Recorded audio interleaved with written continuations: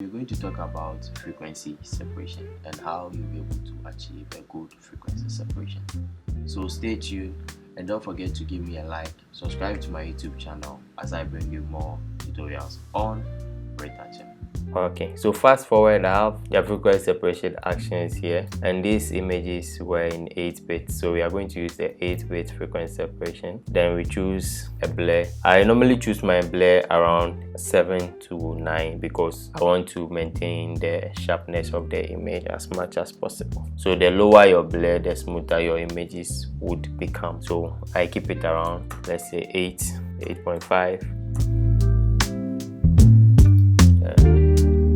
Okay, so here is a frequency separation layer. It contains the color layer and the texture layer. So that's the frequency separation layer. So what we are going to do here while we do the frequency separation is we use the mixer brush tool, this tool right here, the mixer brush tool. So with the mixer brush tool, we make sure we have a clean brush. Then we set our width to somewhere around 25. Then everything can be below 30 here. Then the smoothness of the brush, I set it to 0 and I make sure I'm not sampling all layers.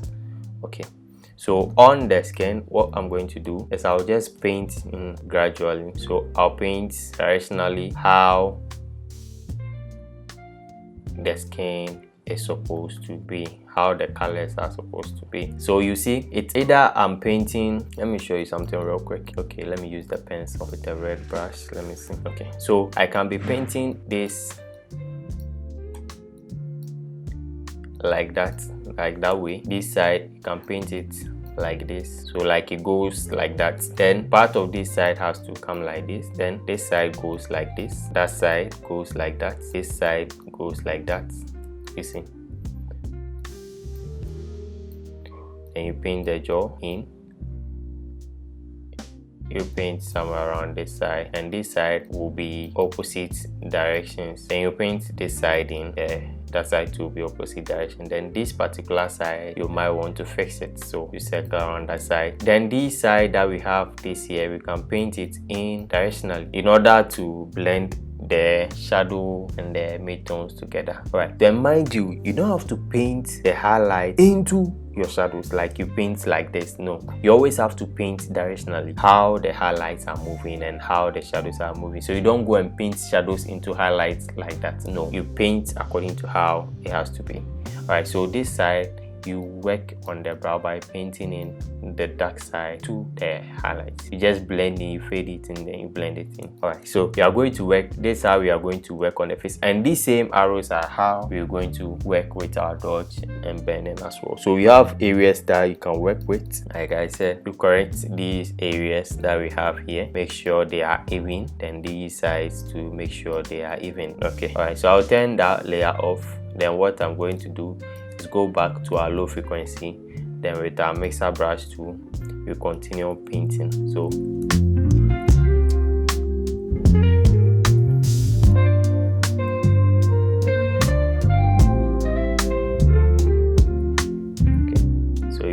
I'm painting directionally. I'm not just painting like anyhow, just painting directionally to make sure the images blends in. So you paint it gradually to achieve the output you want. Okay, so we zoom out a bit so that we'll be able to see what we are doing, so that we don't end up painting the wrong way. Okay.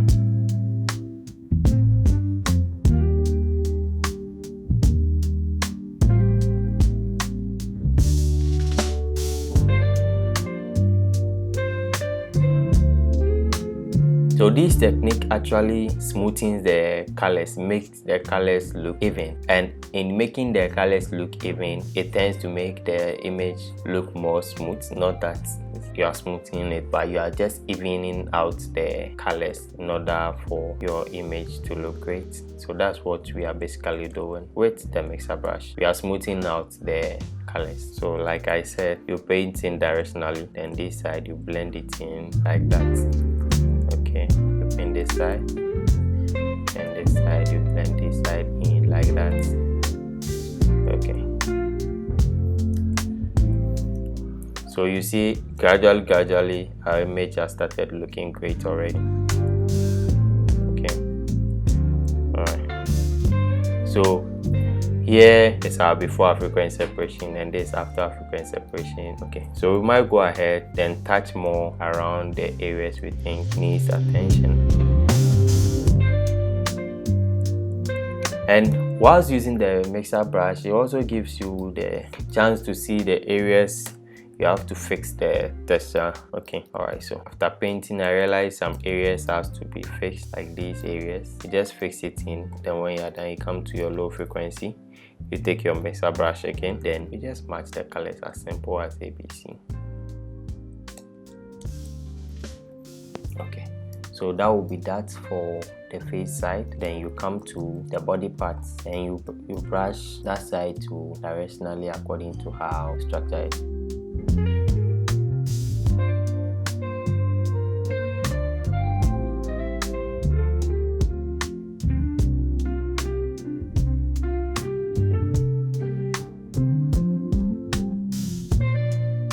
Okay, so in brushing the knuckles and painting the areas, what you are actually doing is you are ensuring the fact that the colors match with each other.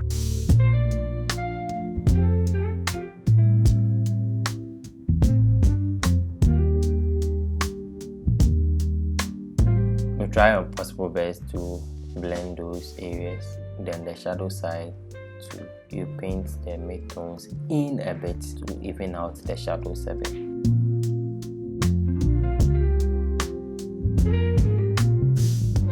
That's how you go about it, evening out your skin and the body. Okay, so you come to the hand too, you do the same job for the hand as well.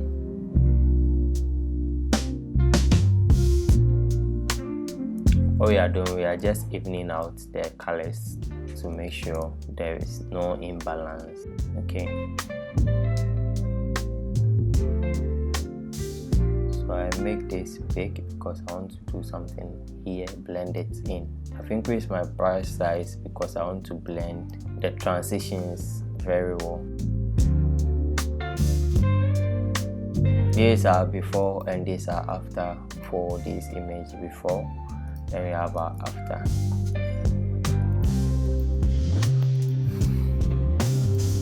Okay, so we might want to touch on the hands more this side, just blending the shadows.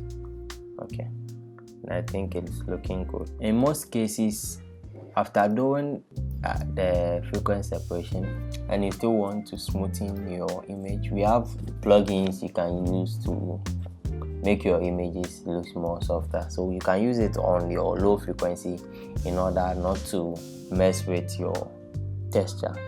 Okay, so let me fix the side, the jaw side a bit. I think it's on the texture layer, so let me clone it.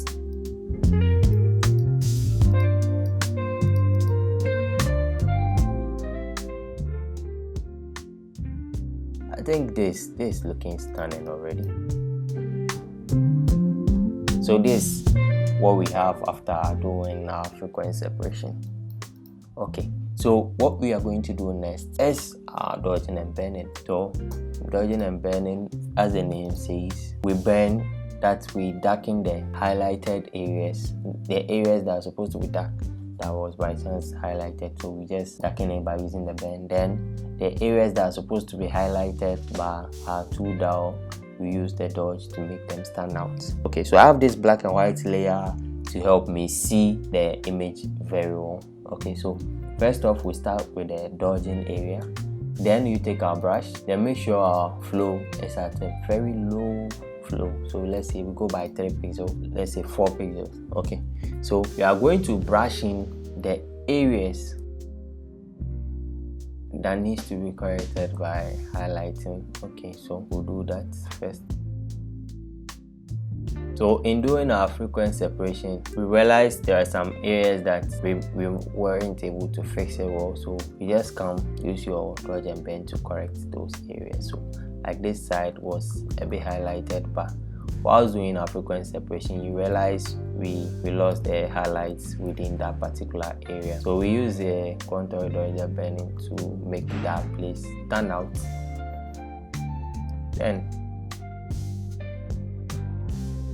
So parts areas like this, areas like this that's were too dark, brush it in like that. We are spoiling the image gradually. No, okay. So you go there, fade, then you fade it in, okay, just to increase that side a bit. So now I'll just go straight going for the bend tool because there is no much on the highlights. So the bend tool, you realize these areas looked more highlighted, so we just take our brush, then we paint it in areas that were more highlighted. We just paint in those areas to make our images stand out. Okay, so you can paint somewhere around here a bit. Then at this point I take my dodge and make sure I highlight this area a bit, then turn off the black and white layer.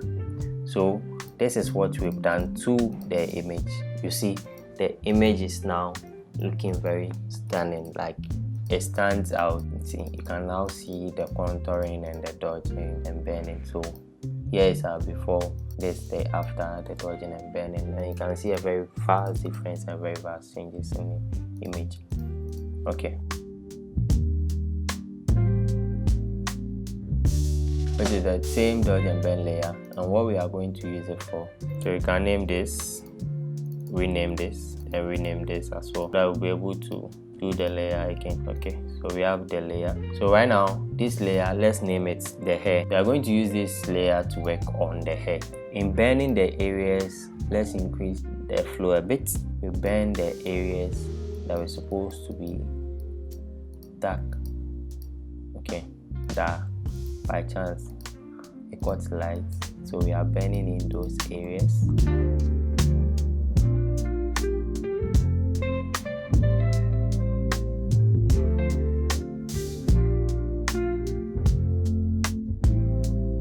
So we now pick our dodge tool and we highlight the highlight area.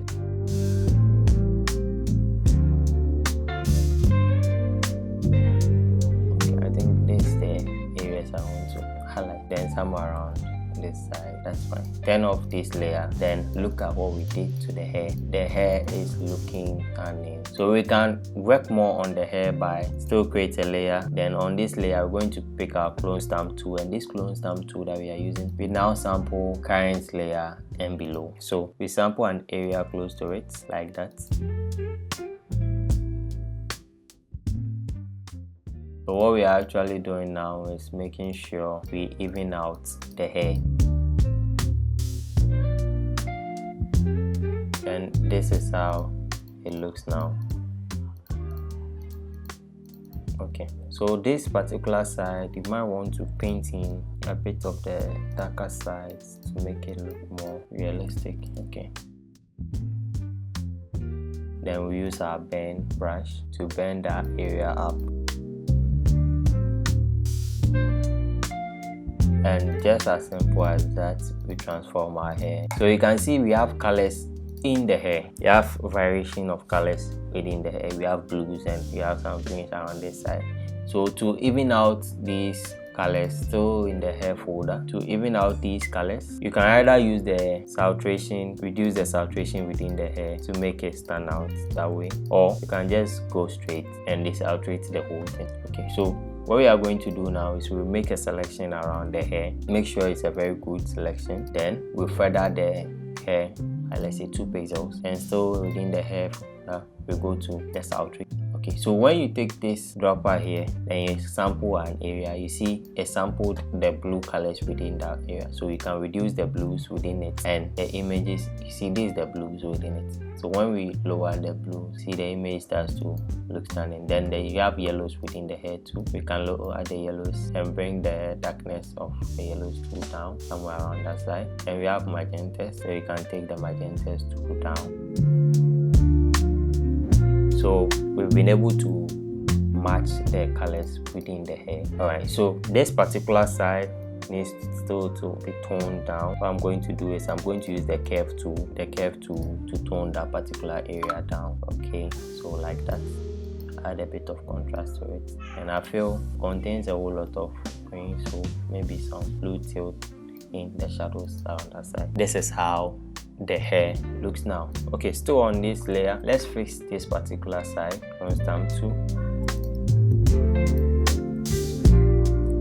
I think we have to paint it from this direction rather. Okay, so this is what we've been able to do so far. So good. So we started from here all the way here, and we end up here to this side. We've done a very great job, and at this point what we can do is go back to our frequency separation layer, create a new layer in between it, and change it to color.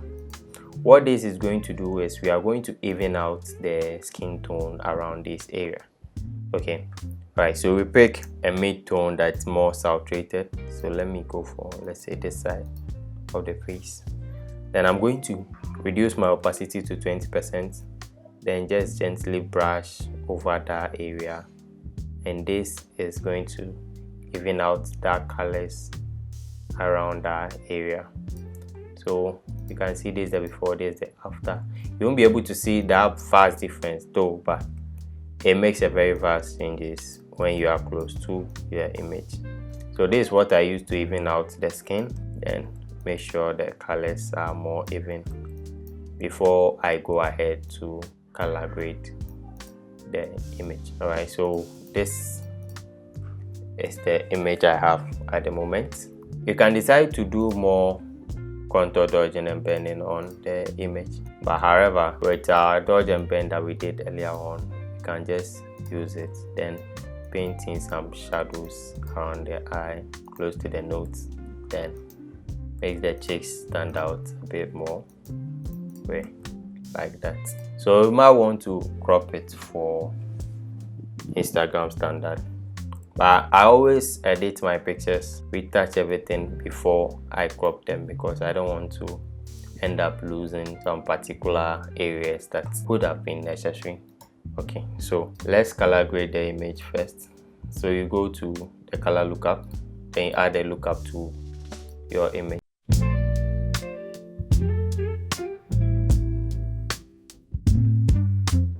Okay, so for her skin color, I'll choose this particular skin tone, and this works for me, but it looks too orange. So what I'm going to do is I'll use a different one, which is the Clem Studio. This one works perfectly and amazing. Okay, so with this particular one, what I have to do again is, so I will delete this one, then we'll go for this particular one because it kind of works more with the skin. So what we're going to do is, it contains more of cyan, so we take our cyans out, then the blues too, maybe the blues too go out a bit. Okay, then magentas, add magentas within the image, that one to go out a bit. Then we make sure, since we had magenta at the eye side, we make sure we paint a black mask over that area to avoid losing those colors around that side. All right, so boom, this is what I have, and I would like to add a bit of light to the image. So here is the before and this is the after. Before and after, you can see this image is looking very stunning. Okay, all right, so you stamp on the layer, you just make everything together because I want to fix the background. You see, I see some areas within the background that's, yeah, I'm not liking.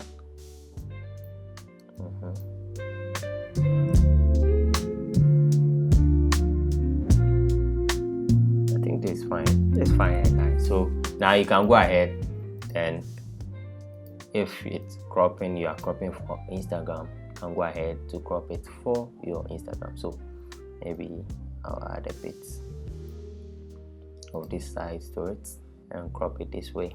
Mind you, anytime you're saving your images for the web, you have to make sure you save as you export them, then go save for web. You can see, yes, over here you check your settings, then make sure you maintain a good quality, So I always keep it at 70, and my sharpener is a cubic sharpener. Yeah.